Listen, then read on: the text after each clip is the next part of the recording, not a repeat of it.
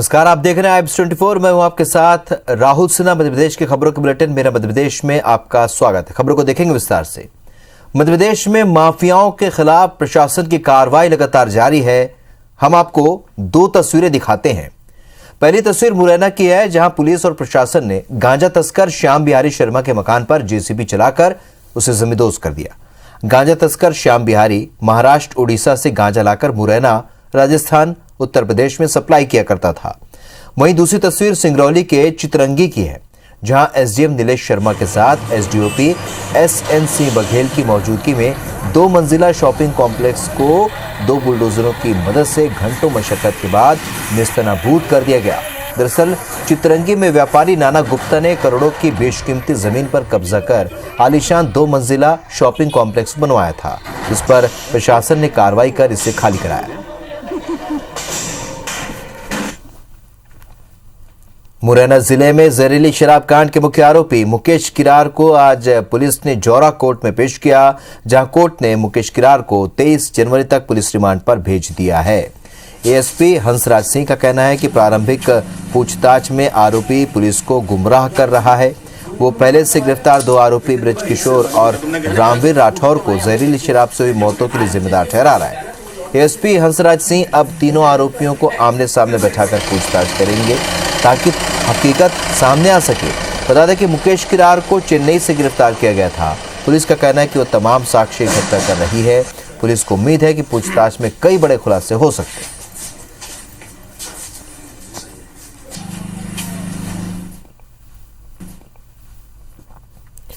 मुरैना जिले में जहरीली शराब पीने से मौत का सिलसिला थमने का नाम नहीं ले रहा है। 2 और मजदूरों की मौत हो गई है। बताया जा रहा है कि इनकी मौत भी जहरीली शराब पीने के कारण ही हुई है। हालांकि अभी इसकी पुष्टि नहीं हुई है। बता दें कि छैरा बानपुर में जहरीली शराब पीने से 24 लोगों की मौत हो चुकी है। वहीं रिठौरा थाना क्षेत्र के रंचौली में 2 मजदूरों की मौत हो चुकी है और अब पढ़ावली की पत्थर खदान पर एक और मजदूर की मौत हो गई। बताया जा रहा है कि इसने शराब पी थी और तबीयत खराब होने पर इसे जिला अस्पताल में भर्ती कराया गया था, जहां इलाज के दौरान उसकी मौत हो गई। वहीं छिछावली में एक मजदूर की शराब पीने से मौत हुई है। ऐसे में आशंका जताई जा रही है कि छैरा में बनी अवैध शराब गांव-गांव तक पहुंच गई है और इस वजह से लोगों की मौत का सिलसिला जारी है। हालांकि दोनों मृतक का पोस्टमार्टम कराकर बिसरा सैंपल जांच के लिए भेजा गया है। एसपी हंसराज सिंह ने कहा कि जांच रिपोर्ट के बाद ही पता चल पाएगा कि इन दोनों युवकों की मौत का कारण जहरीली शराब है या कुछ और। हालांकि पुलिस ने मामले को संज्ञान में लेते हुए आसपास के इलाकों के शराब तस्करों पर कार्रवाई शुरू कर दी है।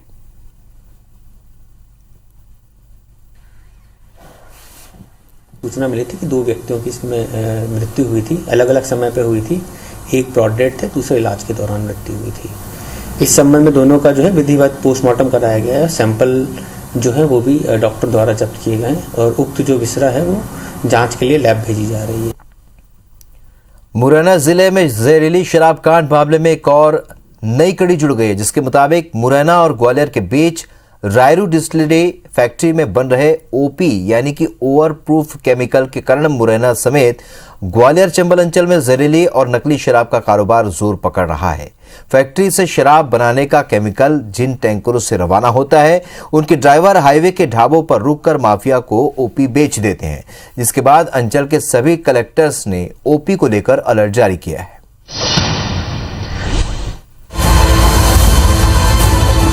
मुरैना के जहरीली शराब कांड के अधिकारियों ने ग्वालियर चंबल की शराब फैक्ट्रियों पर नजर गड़ा ली है। दरअसल यहां डिस्टिलरी में बन रहे ओपी यानी ओवर प्रूफ केमिकल को चोरी करके बेचा जा रहा है, जिसके जरिए शराब माफिया जहरीली शराब बना रहे हैं। ताज़ा आंकड़े के मुताबिक मुरैना में जितने बार भी ओपी पकड़ा गया, उनकी जांच में सामने आया है कि ये ग्वालियर की रायरू डिस्टिलरी में निकले टैंकरों से चुराया गया है। बीते दिनों हुई कार्रवाई पर नजर डाले तो 20 दिसंबर को नूराबाद पुलिस ने साक नदी के पुल पर 1300 लीटर ओपी जब्त किया। आरोपियों ने कबूला कि इसे रायरू डिस्टिलरी से निकले टैंकर से खरीदा।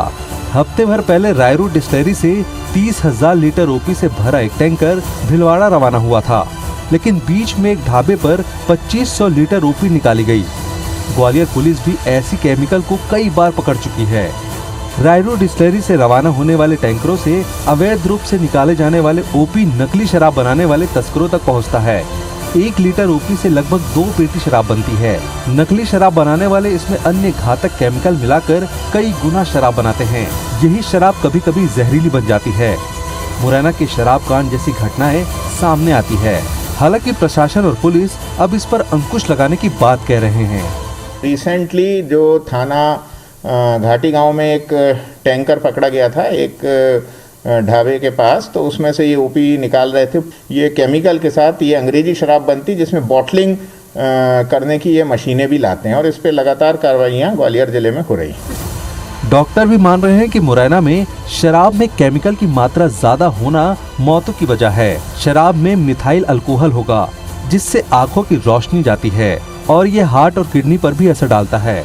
डॉक्टरों के मुताबिक स्प्रिट एक अल्कोहल है जिसमें मिथाइल और इथाइल होती है। इथाइल पीने के लिए होती है, मिथाइल जहरीली होती है।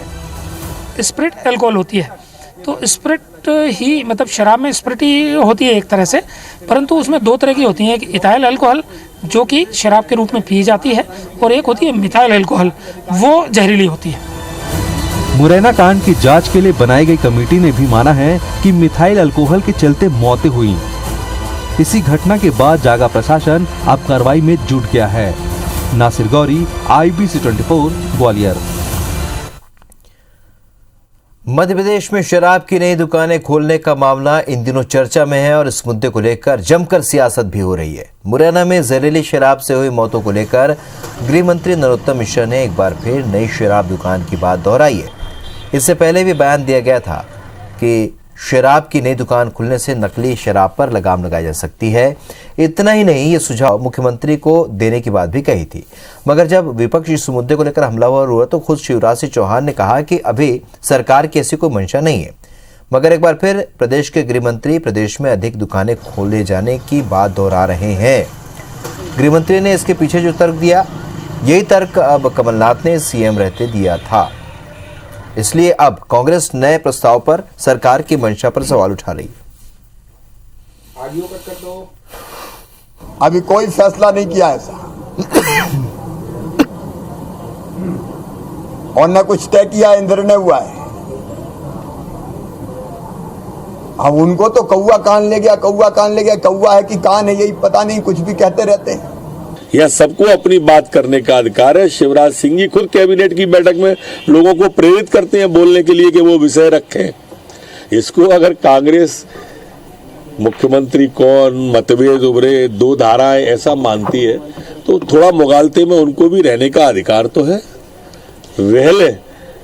लेकिन मैं अपनी बात पे अभी भी कायम हूँ कि दुकान खुलनी चाहिए। जिस तरीके से मध्य प्रदेश के अंदर शराब की दुकानें बढ़ाने बात कर रही है भारतीय जनता पार्टी की सरकार, ऐसा लगता है कि शराब में डुबोना चाहती है मध्य प्रदेश की जनता को और हर घर में शराब पहुंचाने का काम करना चाहती है। इधर मध्य प्रदेश में शराब की नई दुकानें खोले जाने के गृह मंत्री नरोत्तम मिश्रा के बयान के बाद सियासत तेज हो गई है। कांग्रेस हमलावर हुई तो गृह मंत्री ने कह दिया कि यह सिर्फ उनका सुझाव था। इस बीच पूर्व मुख्यमंत्री उमा भारती ने इस बात का सार्वजनिक तौर पर विरोध किया है। उन्होंने सोशल मीडिया पर लिखा है कि थोड़े से राजस्व के लालच और माफिया का दबाव शराबबंदी नहीं होने देता। उन्होंने अपने ट्वीट में यह भी लिखा कि मध्य प्रदेश में शराब की दुकानों की संख्या बढ़ाने के बारे में सरकार ने अभी कोई निर्णय नहीं लिया है। सीएम शिवराज सिंह का यह बयान अभिनंदनीय है। उमा भारती ने अपने ट्वीट में लिखा कि वो अपने राष्ट्रीय अध्यक्ष जेपी नड्डा से इस ट्वीट के माध्यम से सार्वजनिक अपील करती हैं कि जहां भी बीजेपी की सरकारें हैं उन राज्यों में पूर्ण शराबबंदी की तैयारी करिए। उमा भारती ने कहा कि शराबबंदी कहीं से भी घाटे का सौदा नहीं है। शराबबंदी से राजस्व को हुई क्षति को कहीं से भी पूरा किया जा सकता है, लेकिन शराब के नशे में बलात्कार, हत्याएं, दुर्घटनाएं, छोटी बालिकाओं के साथ दुष्कर्म जैसी घटनाएं भयावह हैं और देश और समाज के लिए कलंक हैं। उन्होंने बिहार और लॉकडाउन का उदाहरण देते हुए कहा कि इससे राजनीतिक फायदा भी है, साथ ही ये भी साबित हो चुका है कि शराब नहीं पीने से किसी की मौत नहीं होती।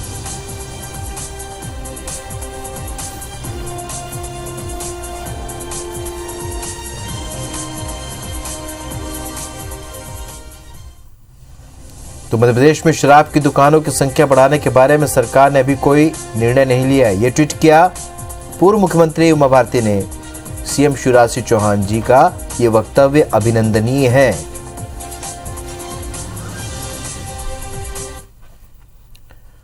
बढ़ते आगे, अमरकंटक में पर्यटन को बढ़ावा देने के लिए केंद्रीय पर्यटन मंत्रालय ने करोड़ों की सौगात दी। केंद्रीय पर्यटन मंत्री प्रहलाद पटेल और मध्य प्रदेश के मुख्यमंत्री शिवराज सिंह चौहान ने लगभग 50 करोड़ की लागत के विकास कार्यों का शिलान्यास किया। साथ ही मिनी स्मार्ट सिटी अमरकंटक योजना के तहत 8 करोड़ की लागत के निर्माण कार्यों का लोकार्पण किया। सभा को संबोधित करते हुए केंद्रीय मंत्री प्रहलाद पटेल ने विकास कार्यों की सौगात के लिए प्रधानमंत्री को धन्यवाद दिया। तो वहीं शिवराज सिंह चौहान ने कलेक्टर को मंच पर बुलाकर ट्रीटमेंट प्लांट 6 महीने में बनवाने के निर्देश दिए। साथ ही अमरकंटक में यूकेलिप्टस पेड़ों को हटाने का जिक्र करते हुए दिग्विजय सिंह पर तंज कसा।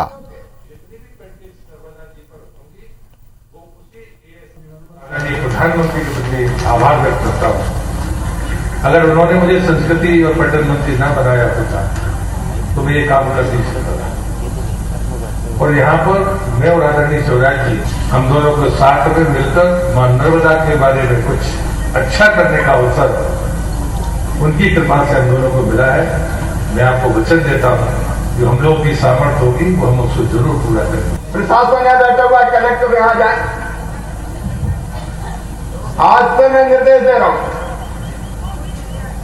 ट्रीटमेंट प्लांट का काम 6 महीने के अंदर पूरा होना चाहिए और एक व्यवस्था बनाइए जो मैले का पानी साफ होगा वो भी नर्मदा जी की गोद में नहीं जाएगा, साफ होके वो पेड़ पौधों को दे दिया जाएगा। मध्य प्रदेश के मुख्यमंत्री शिवराज सिंह चौहान नरसिंहपुर के गोटे गांव पहुंचे। सीएम ने यहां नेताजी सुभाष चंद्र बोस स्टेडियम में आयोजित राष्ट्रीय स्तर की कबड्डी प्रतियोगिता के शुभारंभ कार्यक्रम में वो शामिल हुए।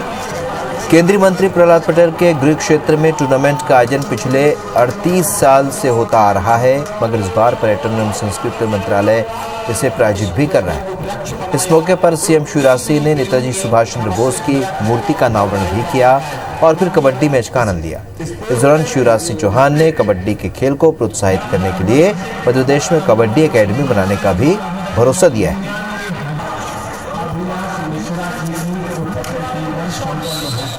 कबड्डी अकादमी का गठन भी मध्य प्रदेश की धरती पर किया जाएगा। ये हमारा प्राचीन खेल है, लिंक देने की उसमें भी हम पहल करेंगे। मैं एक बार सभी खिलाड़ियों को, खेल प्रेमियों को, आयोजकों को बहुत बहुत शुभकामनाएं देता हूं। युवाओं के कैसे सशक्त हैं उसके उद्देश्य को लेकर जो जनता के सहयोग से 38 वर्षों से जन सहयोग से टूर्नामेंट होता है। मैं सम्मानित दानदाताओं को, दाताओं को शुभकामनाएं देता हूं उनको। मैं पिछले 7 सालों से आ रहा हूं। मैं पहली बार भी बेस्ट प्लेयर गोटे गांव में निकला था। पिछले 7 सालों से आ रहा हूं और इस बार मैं नहीं आने वाला, लेकिन यहाँ अरेंजमेंट इतना अच्छा है। मोनू भाई साहब से मेरी बात हुई तो मैं बोला कि आपको आना पड़ा क्योंकि पिछले 7 सालों से आप आ रहे हो, तो मैं इस बार भी आया। Madhya Pradesh where housing corporation के अध्यक्ष राहुल सिंह लोधी ने आरोप लगाए हैं कि कांग्रेस डूबती नैया साबित हो गई है और पार्टी को गर्त में पहुंचाने का जिम्मेदार कोई और नहीं बल्कि कांग्रेस के ही पूर्व अध्यक्ष राहुल गांधी हैं। जबलपुर आए राहुल सिंह लोधी ने कहा कि कांग्रेस में संगठन नाम की कोई चीज नहीं बची है। कांग्रेस की जन विरोधी नीतियों से जनता वाकिफ हो चुकी है। उन्होंने कहा कि परिवारवाद ने कांग्रेस को हाशिए पर ला दिया है। राहुल सिंह लोधी ने कहा कि जब कांग्रेस पूरे देश में अपना स्थापना दिवस मना रही थी तब पार्टी के युवराज विदेश यात्रा कर रहे थे। राहुल सिंह लोधी ने कांग्रेस में बड़ी संख्या में पदाधिकारियों की नियुक्ति को आड़े हाथ लिया। साथ ही प्रदेश कांग्रेस की प्रस्तावित खाट पंचायत को लेकर भी चुटकी ली। उन्होंने वेयर हाउसिंग के कामकाज को लेकर जल्द ही सुधार लाने का दावा किया।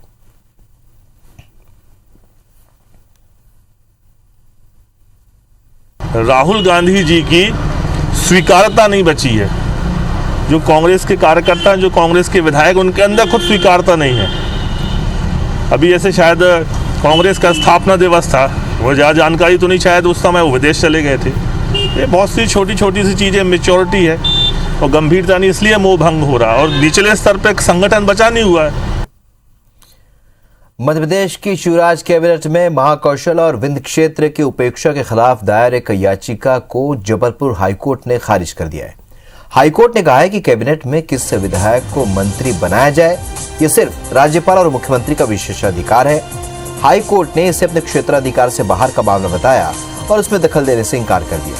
बता दें कि जबलपुर के नागरिक उपभोक्ता मंच की ओर से याचिका दायर की गई थी, जिसमें कहा गया था कि शिवराज कैबिनेट में महाकौशल के मुख्यालय जबलपुर और विंध्य के मुख्यालय रीवा से भेदभाव किया गया है, जहां से एक भी मंत्री नहीं बनाया गया। याचिका में ये राहत चाही गई थी कि हाईकोर्ट प्रदेश सरकार की कैबिनेट में क्षेत्रीय संतुलन बनाने का निर्देश जारी करे, लेकिन हाईकोर्ट ने इसे मुख्यमंत्री का विशेषाधिकार बताकर दखल देने से इनकार कर दिया।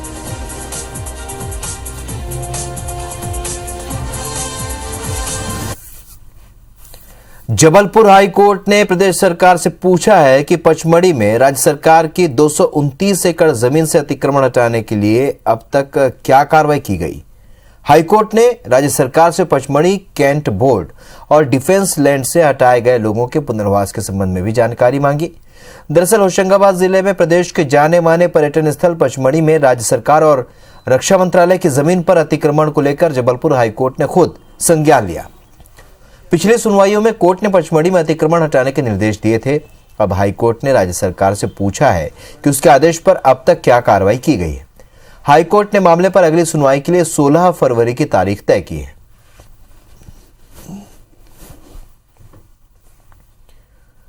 नगरीय निकाय चुनाव को लेकर इंदौर की कांग्रेस नेता फौजिया शेख की याचिका पर हाईकोर्ट की इंदौर खंडपीठ ने सरकार को नोटिस जारी किया है। दरअसल याचिका में नगरीय निकाय चुनाव समय पर कराए जाने की मांग की गई है। याचिका में कहा गया है कि जब कोविड काल में 28 विधानसभा सीटों का उपचुनाव करा लिया गया, तो फिर कोविड के कारण नगरीय निकाय चुनाव को क्यों टाला जा रहा है। निकाय चुनाव समय पर नहीं करवाना संविधान की मूल भावनाओं के विपरीत है। इस पर हाईकोर्ट ने राज्य सरकार, चुनाव आयोग, अपर मुख्य सचिव गृह एवं जेल, मुख्य सचिव मध्य प्रदेश शासन समेत अन्य विभाग को सूचना पत्र जारी कर 15 दिन में जवाब मांगा है। जो पार्टी सत्ता में बैठी है उसने अभी अपने जोर लगाकर या अपना दम लगाकर इन चुनावों को रुकवाया है और कोरोना की आड़ ली है, तो उसके लिए मैंने पिटीशन दायर की थी और वहां पर नोटिस जारी किया गया है उच्च न्यायालय से कि अगर पूरे देश में चुनाव किए जा रहे हैं तो आपने चुनाव क्यों नहीं कराए। तो 15 दिन में उसका जवाब मांगा गया है। 16 जनवरी से पूरे देश में कोरोना टीकाकरण अभियान की शुरुआत हुई और देश में सबसे पहले 1 करोड़ हेल्थ केयर वर्कर्स को टीका लगाया जा रहा है। मध्य प्रदेश में अभियान को 4 दिन हो चुके हैं। प्रदेश की आर्थिक राजधानी इंदौर में अब 100% टीकाकरण के लिए प्रयास किए जा रहे हैं। कई लोगों में टीकाकरण को लेकर कई तरह की भ्रांतियां और डर भी देखने को मिल रहा है। आपके भी मन में टीकाकरण को लेकर कई सवाल होंगे कि इसकी प्रक्रिया कैसी होती है, टीकाकरण के दौरान किन बातों का ध्यान रखना होता है। इन्हीं सब सवालों के जवाब खोजने के लिए वैक्सीनेशन सेंटर पहुंची IBC 24 की संवाददाता शालिनी हार्डे। टीकाकरण अभियान दिन प्रतिदिन और ज्यादा तेज होते जा रहा है। कई लोगों को कई तरह की भ्रांतियां भी है कि क्या वाकई टीकाकरण करने से क्या उनकी सेहत पे कुछ फर्क पड़ेगा। जैसे कई तरह की भ्रांतियां हैं जिसको आज दूर करने की हम कोशिश करेंगे। तो सबसे पहले उनको मैसेज, ये मैसेज आपको नजर आ रहा होगा, ये मैसेज के आधार पर ही कोई किसी को भी प्रवेश जो है इस कोविड सेंटर के अंदर मिलता है। मैम, आपका नाम जानना चाहेंगे? मेरा नाम डॉक्टर रजनी अग्रवाल है। मैं इंश्योरेंस मेडिकल ऑफिसर हूँ और as a Indore centre in charge की तरह कार्य कर रही हूँ। मेरे पास आज मैसेज आया है कि मुझे वैक्सीनेशन लगाना है। पूरे कोविड काल में हमने बहुत काम करा है और इसी वैक्सीनेशन का हमको कब से इंतजार था। जब आज मेरे पास मैसेज आया तो मेरा खुशी का ठिकाना न रहा और मैं अपना वैक्सीनेशन लगवाने के लिए ESI मॉडल हॉस्पिटल आई हूँ। और मैं अपने जितना भी मेरा अंडर स्टाफ है, हेल्थ वर्कर स्टाफ है, उन सबको यही मोटिवेट करती हूँ कि आपको जब भी मैसेज आए आपको तुरंत जा करके अपने को वैक्सीनेट करना चाहिए। जो टीकाकरण अभियान है ये किसी वरदान से कम नहीं है, क्योंकि देश में जिस तरह की स्थिति लगातार बन रही थी उसके बाद अगर कुछ इस तरह का प्रयास किया जाता है तो वो निश्चित तौर पर कारगर साबित होता है। कोविड नोडल अधिकारी भी हैं, उनसे भी बात करते हैं। सर, किस तरह का अभियान और कैसा फिलहाल के टाइम पे इसका जो अप्रोच है वो देखने को मिल रहा है? देखिए, आपने जब आप आए होंगे आपने देखा होगा कि हमने इसको एक इवेंट जैसा लिया है। हम एक बर्थडे सेलिब्रेशन जैसा थीम हमारा हॉस्पिटल का बना रखा है हमने। और आपने देखा होगा आते समय बलून्स, और ये एक तरीके से हम इसको सेलिब्रेट कर रहे हैं। हमने तब काम किया है, हमारे लोगों ने तब काम किया है जब लोगों को घर से निकलने में भय था, तब हमारी टीम पूरे फील्ड में थी। और उसके बाद में आज ये टाइम आया है कि हम लोगों को वैक्सीनेट हो सकते हैं। और सबसे पहले मौका जो गवर्नमेंट ऑफ इंडिया की तरफ से माननीय प्रधानमंत्री जी और राज्य शासन की तरफ से माननीय मुख्यमंत्री जी के द्वारा मौका हेल्थ केयर वर्कर्स को दिया गया, ये हमारे लिए एक बहुत गर्व की बात है और हम उसको एंजॉय कर रहे हैं। कोविड महामारी से अगर वाकई में फाइट करना है तो ये टीकाकरण आपको बेहद मददगार साबित होगा। कैमरा पर्सन संतोष जटवान के साथ शालिनी हाडिया, IBC 24 इंदौर। रायसेन में तेंदुए ने बच्ची पर हमला कर दिया और बच्ची की मौत हो गई है। जंगल में लकड़ी बीनने के लिए 11 वर्षीय बच्ची गई हुई थी जिस पर तेंदुए ने हमला किया। खरवाई पुलिस चौकी वन विभाग मौके पर पहुंचा है।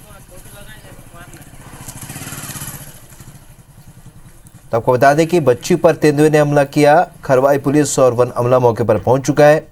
रायसेन की यह घटना है, जंगल में लकड़ी बीनने के लिए बच्ची गई हुई थी। मध्य प्रदेश की खबरों में फिलहाल इतना ही, लेकिन ताजा अपडेट के लिए आप बने रहिए IBC 24 के साथ। नमस्कार।